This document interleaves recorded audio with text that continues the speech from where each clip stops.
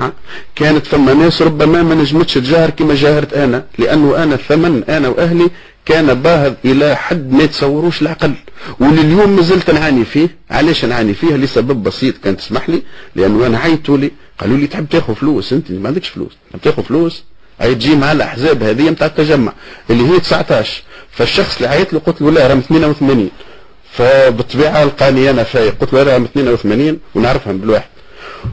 والشطر الثاني قال لي شنو موقفك من حركه النهضه؟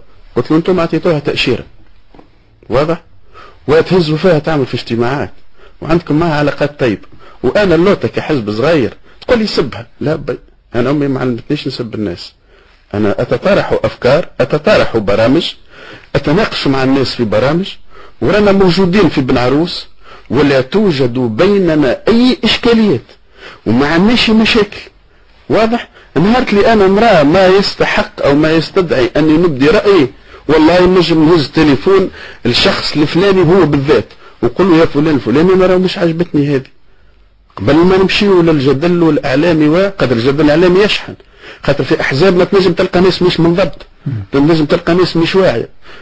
بالطبيعه الحديث هذا ما عجبش الشخص هذا، فغضب وزاد سكر الدنيا الكلها اعلاميا وحزبيا.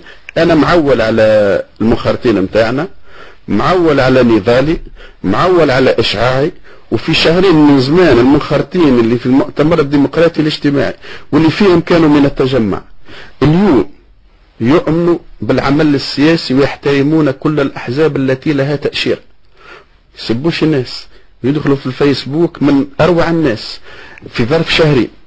ها هوني كي تقول لي انا خذيت ناس من التجمع تري بيان، خذيتهم شنو اللي بدلت فيهم؟ وين قاعد تمشي به؟ وين قاعد تهز فيه؟ هل هو في الاطار العام الحداثي؟ ام مخرجهم كميليشيات باش يعاودوا يسبوا الناس بور سابي لو بروسيسيس ديموكراتيك؟ هوني التجمعيين اللي خرجوا من الاحزاب، اللي خرجوا الاحزاب هذه هما يسالوا السؤال هذا. بالعكس قابلت واحد كنا في التلفزه في برنامج فقلت له والله يخليك عندكش مرايه طويله في الدار، وهو رئيس حزب. قال لي علاش؟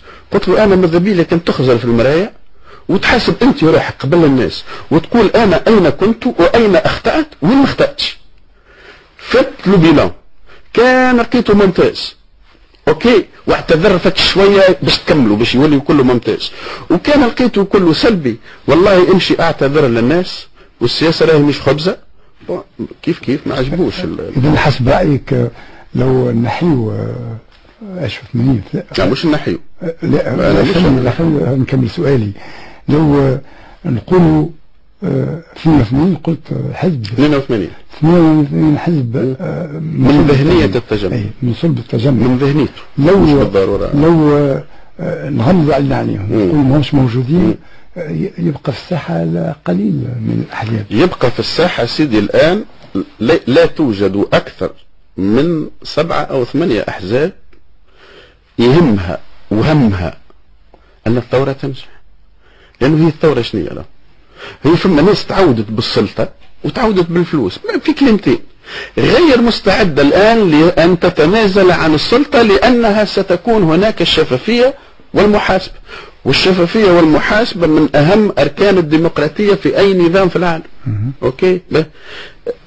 ها نخرج أنا أحزاب باهي حتى كي ترى العدد 82 حتى البرا نجم نشوش به، والداخل كي باش نخرجهم الان ومع مشاكل امنيه مع الفقر مع المواطن ما راه شيء من الثوره باش يندل يقولش حتى رجعوا لي فلان الفلاني.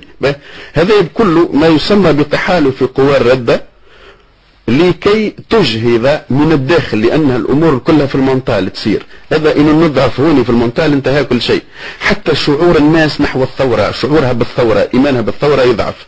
وبالتالي الأحزاب هذه انتهى التجمع، وأنا أقولها لك اليوم لن تستطيع أن توقف الثورة، لن تستطيع، لأن المواطن التونسي واعي إلى أبعد الحدود وسيصوت لأول مرة منذ 3000 سنة التونسي بحرية. هو باش يدخل صندوق الانتخابات لو راه بوليس، البوليس ما عادش يخوف اليوم، حتى واحد ما عاد يخوف باش يدخل ويصوت، وسترى مفاجآت رهيبة ورهيبة جدا، ان في الباهي وان في الخايب.